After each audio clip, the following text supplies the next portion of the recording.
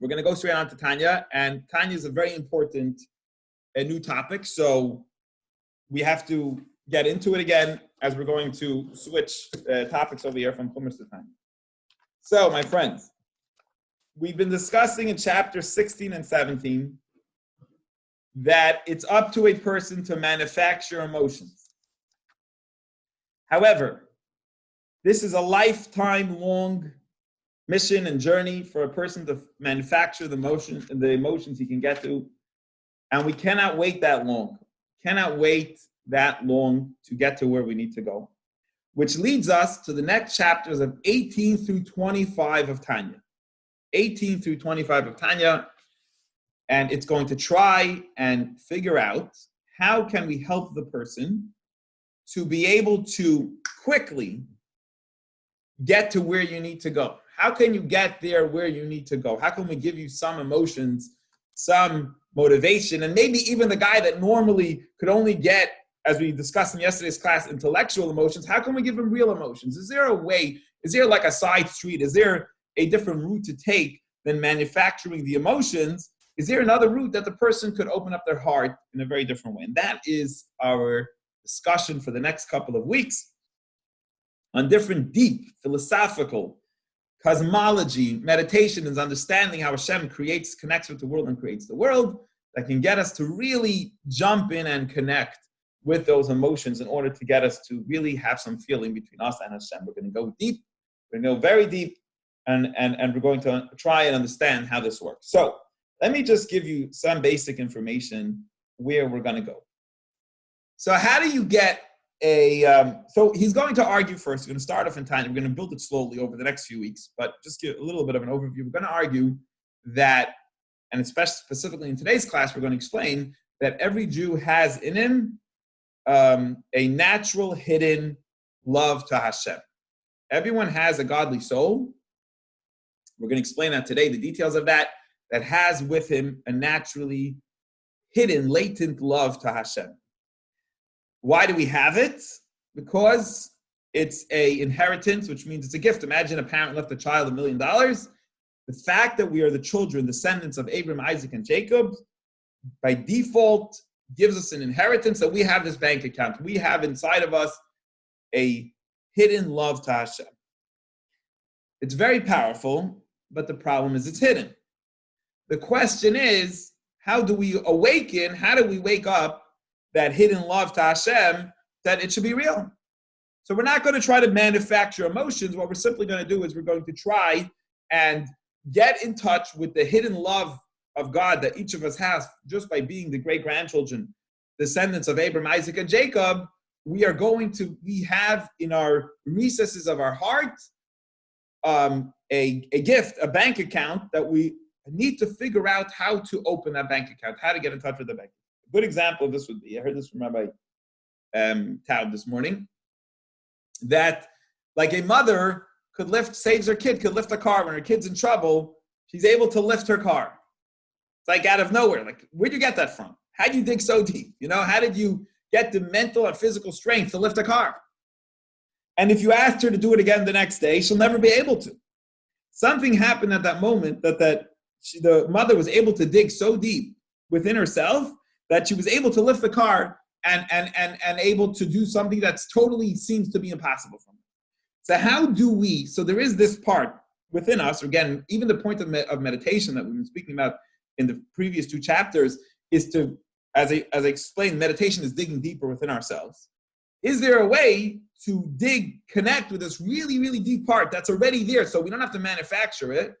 Is there a way for us to dig deep enough to arouse quickly so at least I have it before I could work on my normal, healthy manufacturing of my emotions? Is there a way for me to get in touch with that, open that bank account, open that depth within myself, find it, connect with it, and connect to Hashem with those emotions without having to go through a lifelong journey and trying to change my emotions? And the answer is yes. Just like that mother was able to lift the car for her child, but what happened? She felt it was a life and death situation. It touched her so deep. It was the life of her child there that she found the strength that she didn't even know, no one even believed that she had. The same thing is with you. You have to find the strength. It has to be so important to you, so real to you. So that's the work you got to do. It has to be meaningful enough to you, important enough to you, that you're ready to dig deep enough within yourself to, boom, be able to extract that love, find it there and extract that love to Hashem. So how do you do that? How do you dig? And he says, very interesting. It's something fascinating that we've seen in history. How have we seen this in history? The mother, within the Jewish people, the mother able to lift a child. We've seen this in our history because there's been many Jews that have not bothered with Torah and mitzvahs. They've said, you know what, I don't feel this is something that's important for me. It's not enough for me to give my time and energy to do these mitzvahs. And when it came to a life and death situation, though they couldn't be bothered to do a mitzvah the day before, they're ready to suffer a gruesome, horrible death experience, to die for gruesome, horrible death experience. They're ready to just die, but for Hashem, but yesterday you couldn't do it. What happened? We want to argue that this is the same experience as the mother lifting the car off the child.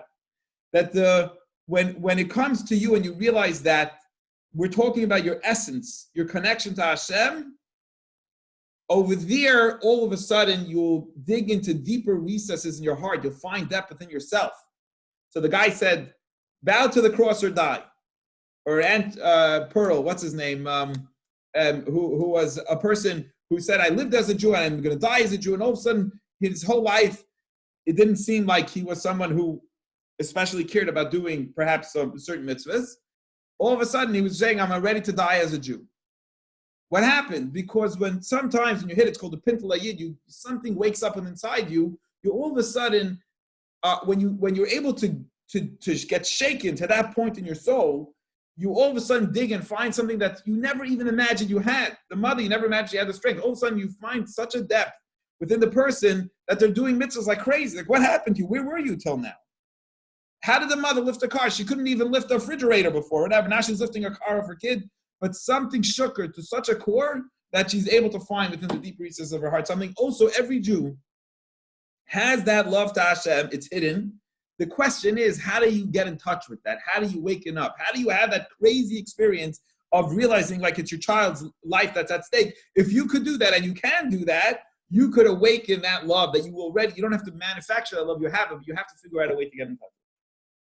So that is what the next bunch of chapters in Tanya are going to explain, is try to shake you up, realize that, very powerful, that's what gets very deep, that you doing that mitzvah is as important as someone putting a gun to your head and saying bow to the idol. So if you can look at life in your regular life experience the same way the person who's saying bow to that idol or I'm going to kill you, and you say, no, I don't care, do whatever you want to me, torture me, but yesterday I wasn't ready. If you can get in touch with that level of commitment to Judaism, then you will do amazing. Then you'll have tremendous experience, and that's what we're going to build off of. So they calls it there's the long short way and the short long way, right? So what's the? I'll tell you, for example, I deal with this every day. The long short way and the short long way. You want to know what it is? The short long way is I believe 18 miles to get from my house to my kids' yeshiva, which is at the other end of Lakewood. But it will take me an hour. If I go through Route 18 and I take the Parkway, I go 10 miles further, I'll get there between 5 to 15 minutes earlier, because I'll cut out the Lakewood traffic that you go from the beginning of Lakewood to the end. I'll skip that whole traffic. I go 10 miles further and I'll get there faster than if I go the shorter way. So in life, you have the short long way and you have the long short way, right? I deal with it every day when I do carpool. I do carpool 3 times a week at least. So I have that question I put on Waze, and Waze tells me if I go all the way around through the Parkway through 18, I'll get there faster than my house. So you need to pay a toll, and you have to put in more gas, whatever, so on. The question I ask myself every time is this worth it to do it or not? So anyway, so what's the long short way and the short long way here in our class? The long way. I'm sorry. Is to study and manufacture emotions. That's going to take you a very long time. But I'm not sure which way is which. Hold on. I don't know. I'm going to lose. That's one way to do it. Yeah, it'll take you years of work. I'm sorry, that's the short, long way because it's easy to understand. Our class till now has been easy to understand. It's short. Meditate, 2 chapters. We told you to meditate. That's the short way, but it will take you a very long time to do it because to manufacture those emotions will take a lifetime. So it's short understood, but it's a very long life journey to implement. Now we're learning the hard to understand way. Figure out how to make you care about a regular mitzvah as much as someone tells you to bow to an idol. But even though it takes longer to get to that point, you'll get the emotions much quicker. So it is we've learned till now the short way, understandable way, but it's a very long mission to accomplish. Now we're going to learn for the next couple of weeks. The long way, it's going to get very hard for us to understand it, but we can't wait our whole life to change. So we're going to learn the long explanation way, but it's short in order to get us where we need to go. And that is our new endeavor here in Tanya. Our meditation is not meditating anymore so much on creating love for Hashem in the regular way, which we're going to learn more about at the end of Tanya. Now we're going to learn about how do we get in touch with the deepest part of ourselves quickly, realize it's a life and death situation, and be able to lift the car, which we normally couldn't do. How do we dig deep quickly? That's our question. We have to understand it takes a lot of learning to learn how to dig deep quickly. So here we go. We're going to study inside today's chapter of Tanya. Okay, let me bring it up on the screen, and we'll learn together, and then we'll take questions and comments after. These interesting ideas in Tanya. Okay. So, well, the Tosfos Bir Ber Heitev, to continue explaining the verse in Torah that we started explaining the last few days that Moses said to the Jews before he passes away. He said, Kikarev Eilecha Hadavar Mi'oid. He says the Torah is very, very close to you. And we said, what does it mean it's close to everyone? Because everyone could meditate at least intellectually and create emotions intellectually, so it's possible for everyone to do. And therefore, no Jew has an excuse, Moses says, for not studying Torah and not doing mitzvahs, because it's a possibility for everybody to do, because everybody could develop intellectual emotions, and therefore everyone needs to do a mitzvah with the right intellectual emotions behind it and appreciation for Torah and mitzvahs. But we're going to say, the problem is this is a very long, it's not so easy and close. It's a lifelong journey even to create intellectual emotions. And guess what? Not everybody intellectually is able to do it. That's what he questions now, this statement by Moses that it's very easily accessible to you. He says, what about the people who are not so smart? They're not so intellectual. But Moses didn't make the Torah for those people who aren't as intellectual. They have to be able to manufacture emotions, even intellectual emotions. That's not an easy thing to do. What if he doesn't have the mind? It's not easy. He doesn't have the mind. Not every Jew is Einstein. Not every Jew is even, there are many Jews perhaps who are not that intellectual. That's not for them. So, even not emotional, physical emotions, but even intellectual emotions might also be hard for that person too. Nevertheless, Moses says before he passes away, it's very close to you. Lishmar v'lasais, to do and to keep. Kol mitzvahs HaTorah, to do all the Torah mitzvahs. Talmud Torah connected kulam, even to be motivated to study Torah on a regular basis. Fivu v'libe mamish, even in his mouth and his heart, even to feel it. From the depths of his heart, it's possible out there. Rebbe is saying that. The Rebbe is telling you that you should know, even the not smart, not brightest person, someone who's even not bright, has a way. There's another trick. There's another tool we're going to learn about. And that is the long, short way. This person also can get inspired and can feel emotionally, even physical emotion, connected to Hashem, but using a very different method than we've been using till now. What is that method? So let's talk about it. Shi'avim Misuteres. There is a latent love, right? There's a hidden love. Shi'avim Misuteres, Shebelev Klolos Yisrael, that's in the heart of the Jewish people. Shi'erusha Lana Ma'avesenu, that's an inheritance, it's a gift. Inheritance is a gift from our forefathers that every Jew has in their heart, this hidden love to Hashem. It's there. It's part of the DNA. It's part of being born into this family, into the children and grandchildren and great-grandchildren of Abraham, Isaac, and Jacob. This love that's hidden in your heart is there. Rak, the only problem is, we have to explain what exactly is this love, because we're going to try to figure out how to get in touch with it. So we got to understand all the details of this love. We have to explain, where does it come from? What does it do? Vinyana, like, where does this love come from? You have to really get a good understanding. What does it do? By the way, in Chabad, as Rabbi Tal mentioned, in other Hasidic groups, they might tell you, Judaism is your life, and therefore, every mitzvah you do is live and die by it. And you'll get inspired. But Chabad doesn't do that, because everything by us is understand. We try to, Chabad stands for Chacham B'nai Das. We're going to break it down for you. We're going to get into it. We're not just going to tell you, like sing a good song and give a good fiery speech, because the motivation won't last. We're going to break it down in detail. So we want to understand, where does this love come from? What does this love do? How did it become inherited? How did I inherit it? And not just love, but we also need to have awe and fear of heaven, right? Because love only helps to do the positive mitzvahs, but we also need awe and fear of heaven in order not to do the prohibitions, the 365 prohibitions. So we really got to break it down. 4 questions, he said. Where does it come from? What does it do? How did we get it? And also, how do we get awe from it too? Is awe included also, and so on. So we're really going to start a big journey here, breaking it down and understanding the hidden, the pintala yid, as we all say, the neshama that every yid has inside of Inyan. So he says, here it is. Let's talk about it. Where does it come from? Ki Avos, our forefathers, right? Abraham, Isaac, and Jacob, were very, very, very special, unique people. How do we want to describe them? I know in yesterday's class we spoke about the uniqueness of Moses. But how do we want to describe as a whole the uniqueness, the special great-great-grandparents we had, grandfathers we had, was Hein HaMerkava. They were like a chariot, like a car. What does it mean they're like a chariot? Why does that express the uniqueness of them? Because a chariot has no will of its own.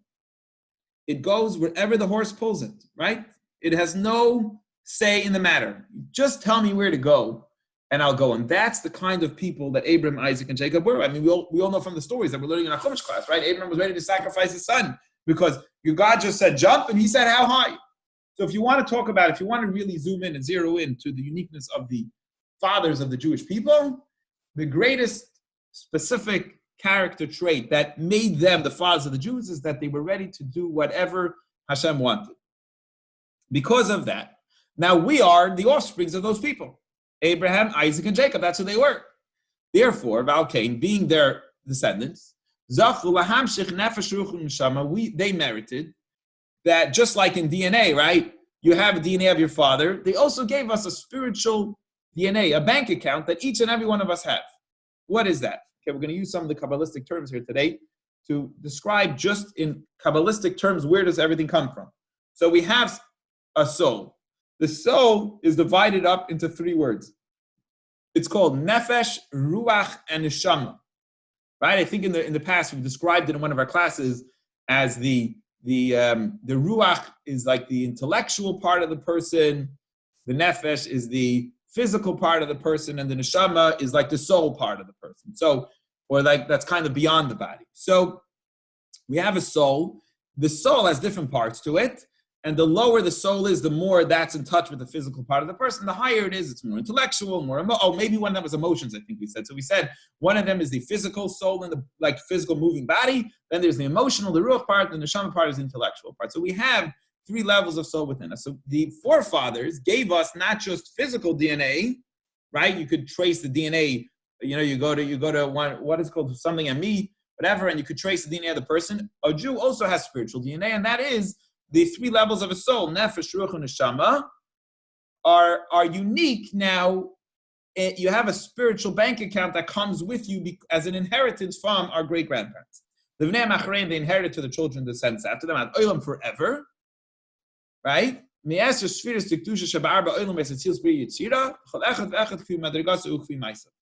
So basically, there are four worlds, right? We keep on talking about the Kabbalistic worlds of Atzilus, Bria, Yitzira, and Asiya. Those are the four worlds from top down.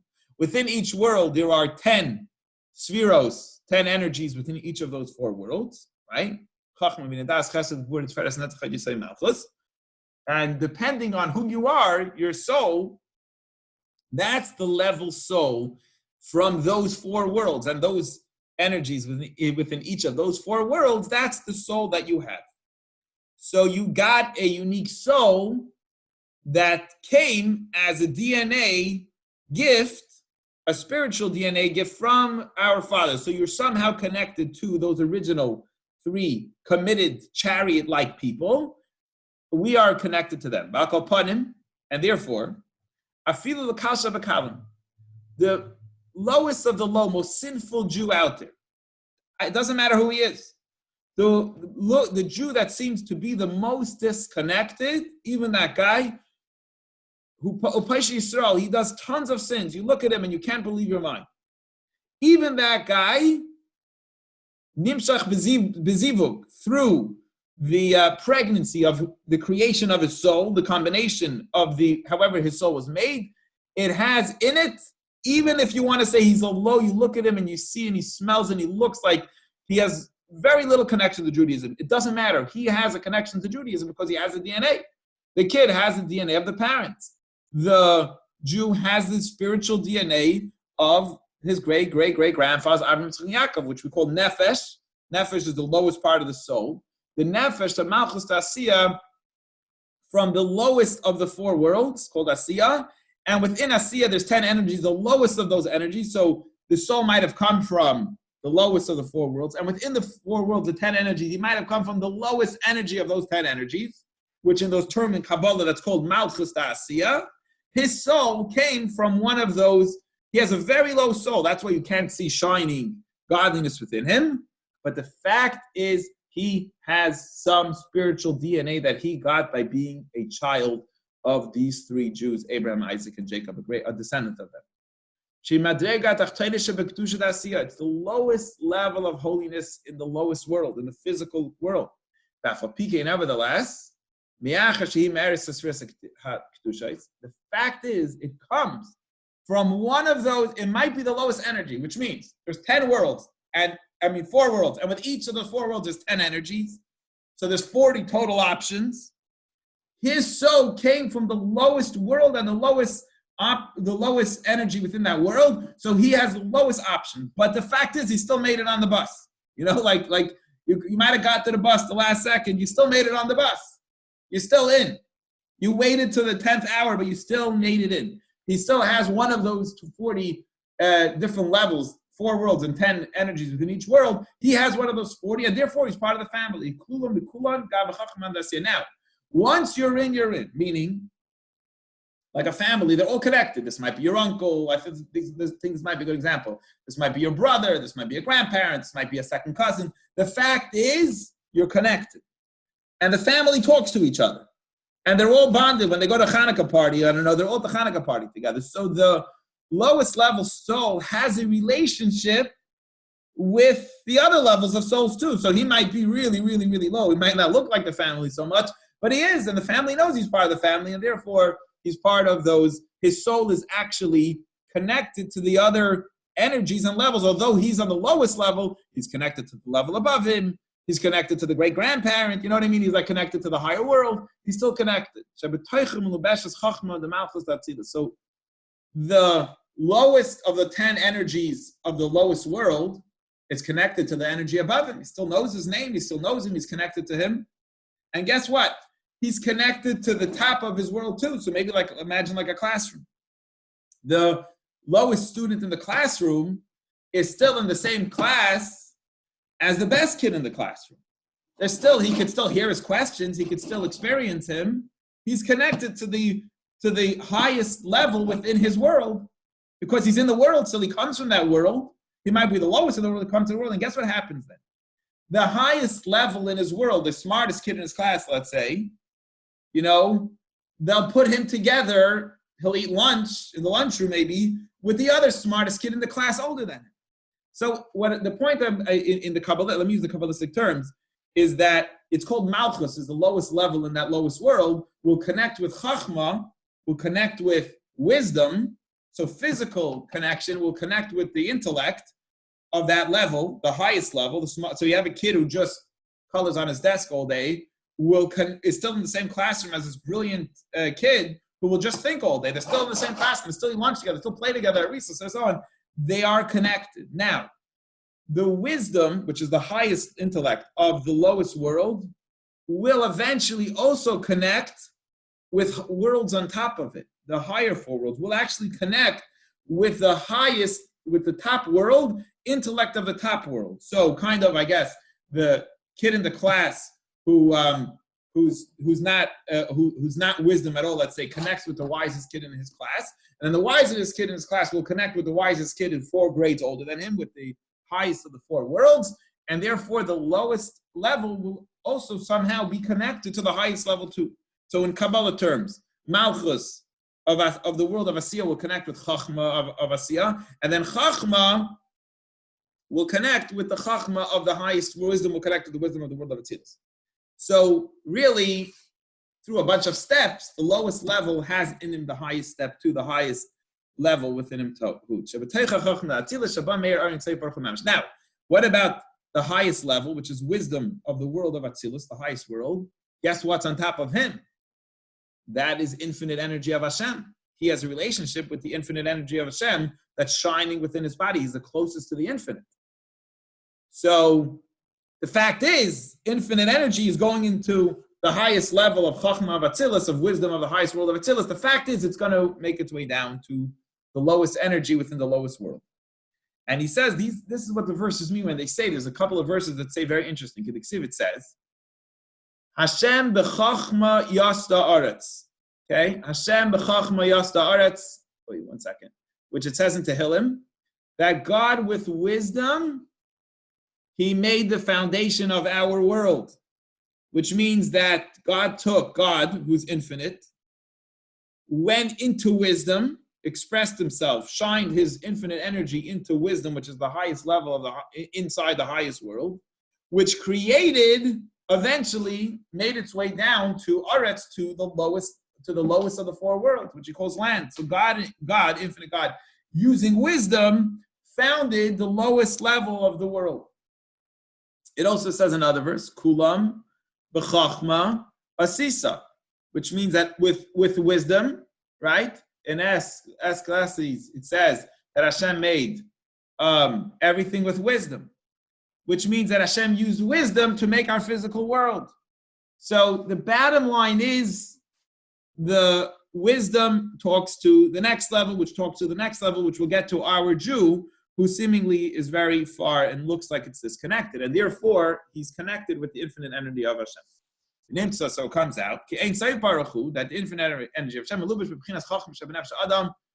goes into the wisdom within the soul of man. Yisrael, does not matter which kind of Jew he is. So every Jew, back to our point, has, because of our forefathers, bequeathed, inherited, gave us a spiritual bank account that every single Jewish person, no matter who he is, has. No matter where on the totem pole his soul comes from, it doesn't matter. Every single person has the DNA, spiritual DNA of our forefathers. What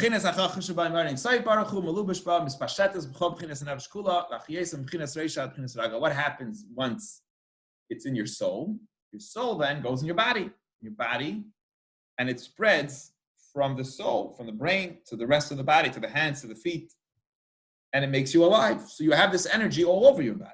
Like it says, wisdom, which originally came from the level of wisdom, goes into the body, and it makes the whole body live. It's not just in the brain, it's everywhere. And sometimes, even so much so, you'll have a family that seems to be very anti, They're against everything against Judaism. And they'll have a child, and you see this sometimes, it's a very holy child. All he wants to do is connect. The parents could not be more distant, not want to have anything to do with Judaism, and all of a sudden the kid wants to become a Hasidic Jew or something else.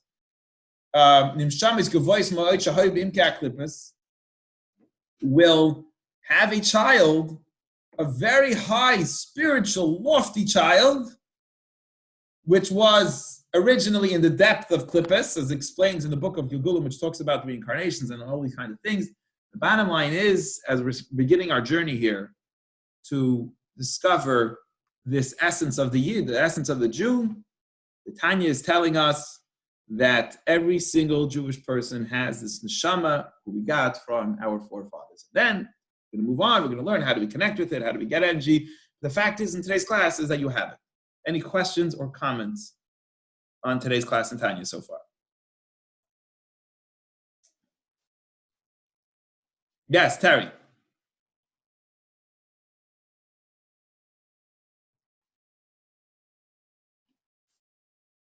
You got to unmute. Yeah, there you go. Okay, could you hear me? Yes. Okay, so you're saying everybody has a neshama that is Jewish neshama. What about the people that are converts and their kids don't have it, even though they converted? Doesn't mean that they were born with this neshama. You're asking a very good question. It's a totally different topic.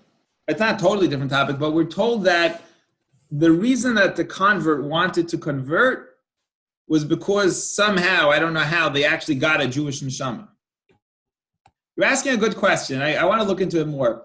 But I believe the answer given in general is that a convert will get a Jewish neshama. He'll become, I guess, part of the Jewish people and get that soul. I would imagine that somehow they get it. I think they're even born with it originally to begin with, which is why they want to convert to begin with.